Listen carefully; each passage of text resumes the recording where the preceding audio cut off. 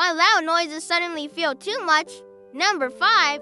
Sudden sounds now make you flinch or freeze. Your body reacts instinctively as if danger is imminent, even in safe environments. Number 4. That's your amygdala, your fear center, working overtime. This almond-shaped region in your brain is responsible for processing emotions and triggering the fight or flight response. Number 3. After trauma or burnout, your startle reflex becomes hypersensitive.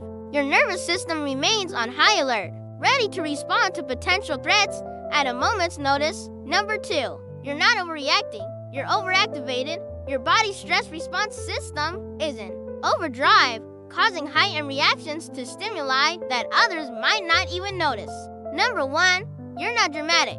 You're recovering from a life that's been too loud. Your sensitivity is a sign of healing, not weakness. Remember, it's okay to prioritize your peace and well-being. Subscribe to Raw Begin.